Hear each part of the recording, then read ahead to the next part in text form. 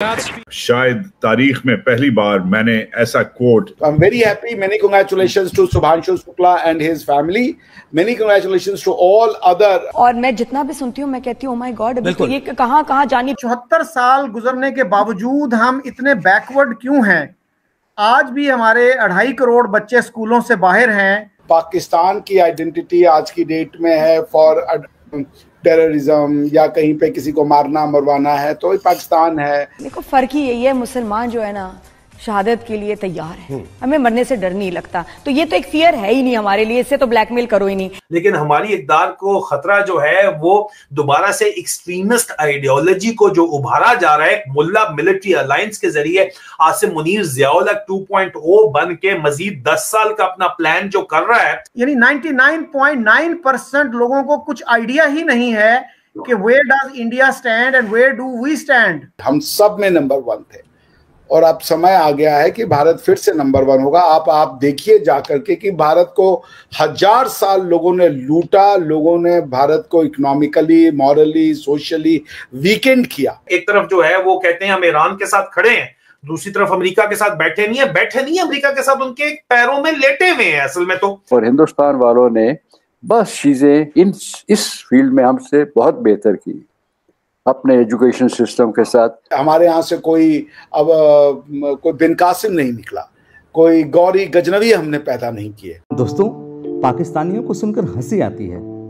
कहाँ से आते हैं ऐसे लोग? ऐसा लगता है ये लोग हमारे गोले के नहीं हैं, किसी और गोले से आए हैं। कितने तेजस्वी हैं ये लोग। आप सभी हंसते रहिए और पाकिस्तानी कॉमेडी का मजा लेते रहिए और चैनल को सब्सक्राइब करना और शेयर करना ना भूलें। धन्यवाद। ये पहला ऐसा मौका है जब एक इंटरनेशनल स्पेस स्टेशन जो कि कई देश मिलकर के उसको चलाते हैं, जैसे आपको पता होगा, तो उसमें ये पहले आने वाले हैं। इनके पहले राकेश शर्मा जी थे जो स्पेस में गए थे, who went to the space. अब स्पेस है क्या, ये आपको डेफिनेशन बड़ा मतलब टेक्निकल हो जाता है कि स्पेस क्या है, आउटर स्पेस क्या है, इनर स्पेस क्या है, ये सब की डेफिनेशन है कि आप कैसे उसको डिटरमाइन करती हैं। But yes, this is what it is. तो it's one of the biggest achievement और इसलिए अचीवमेंट है क्योंकि देखिए वो बहुत 3 या 4 कंट्री के ही लोग गए हैं उसमें और भारत उसमें एक है।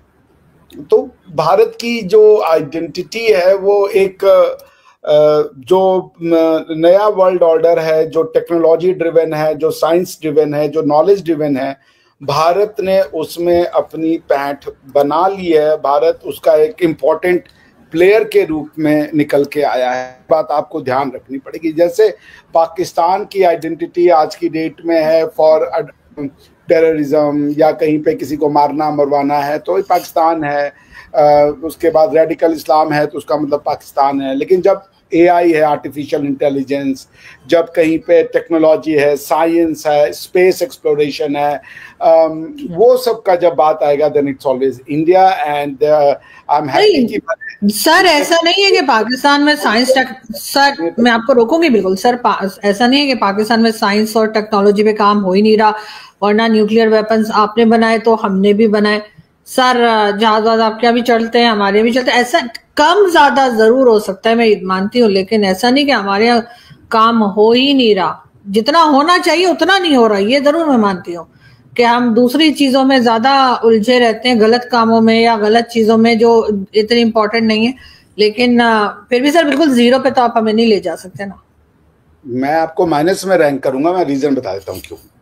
देखिए ऐसा है कि आरजू जी, पिछले 1000 साल से दुनिया ने 2 थ्योरीज आई। अब एक थ्योरी का नाम मैं आपके यहाँ नहीं लेता। दूसरी थ्योरी आई कॉन्क्वेस्ट की, जिसने कॉन्क्वेस्ट के बेसिस पे लोगों के टेरिटरीज को जीतने का कोशिश किया, लोगों को मारना, धारना, उनके गर्दनों की लाश बना देना और ऐसे घटिया और जिस समझ लीजिए चोरों को या लुटेरों को अगर आप अपना हीरो मानते हैं, आप उनको अपना सिविलाइजेशनल इंस्पिरेशन पॉइंट मानते हैं, तो फिर आपका देश वैसा ही बनता है जैसे ये लोग थे। भारत ने इसमें कोई नाम नहीं कमाया। पिछले 800 साल में कभी गोरों ने, कभी इस्लामिक आक्रांताओं ने, कभी किसी ने आके भारत पे रूल किया। भारत किसी के घर में रूल करने नहीं गया। हमने भारत का कुछ हिस्सा खो भी दिया इन लोगों को, लेकिन जो भारत हमने बचा लिया, वो भारत अब अपनी उसी पुरानी आइडेंटिटी की ओर अग्रसर है जो हमें विश्व में सबसे अलग बनाता था। उसका नाम था कि हम विश्व गुरु थे। हम prosperity, B it educational prosperity, B it intellectual prosperity, B it spiritual prosperity, B it financial prosperity, B it yogic prosperity, हम सब में नंबर 1 थे। और अब समय आ गया है कि भारत फिर से नंबर 1 होगा। आप देखिए जाकर के कि भारत को 1000 साल लोगों ने लूटा, लोगों ने भारत को इकोनॉमिकली, मॉरली, सोशली वीकेंड किया 1000 साल।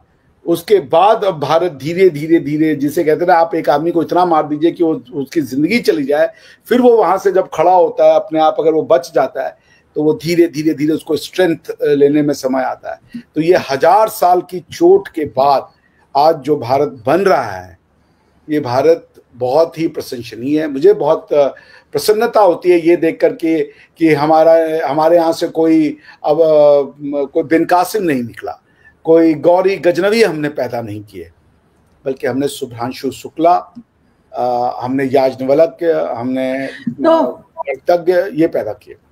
अच्छा सर, पिछले दिनों मैंने प्रोफेसर AH नैयर का किया इंटरव्यू। तो वो कायदे-आज़म यूनिवर्सिटी में फिजिक्स पढ़ाते रहे काफ़ी अरसा और उन्होंने लंदन से PhD की हुई है। उनसे मैंने पूछा कि साइंस में इंडिया को आप कितने नंबर देंगे 100 में से और पाकिस्तान को कितने देंगे? तो उन्होंने कहा जी इंडिया को 80 नंबर और पाकिस्तान को 10 नंबर। तो इतना बड़ा गैप है और हमारे यानी 99.9% लोगों को कुछ आइडिया ही नहीं है कि where does India stand and where do we stand. तो ये जो एहसास है, जो हमें एहसास भी नहीं है, तो ये तो बहुत तशवीशनाक बात नहीं है। वो कहते हैं जी कि असल जहालत ये नहीं होती कि आपको कुछ चीज आती नहीं, असल जहालत ये है कि आपको ये भी पता नहीं कि आपको कौन सी चीज नहीं आती। तो हमारा मीडिया, हमारे जो थिंकिंग सेक्शंस हैं, हमारा एकेडेमिया, यूनिवर्सिटियां और मीडिया क्या रोल अदा कर रहे हैं इस सिलसिले में? हिंदुस्तान वालों ने बस चीजें इस फील्ड में हमसे बहुत बेहतर की। अपने एजुकेशन सिस्टम के साथ उन्होंने ज्यादा नहीं किया। आजकल फिर हमने दोबारा शुरू कर दिया ना, एक यूनिफॉर्म बना देंगे एजुकेशन सिस्टम, सबको जहल बना देंगे एक ही जैसा। उन्होंने पुराने कुछ एलीट स्कूलों में वो रखा ताकि एक अच्छी पढ़ी लिखी क्लास तो पैदा हो। जो IITs वाला है, चले 4 थी, नेहरू ने बनाई, फिर एक अभी मेरे ख्याल में 5 या 6 हो गई है।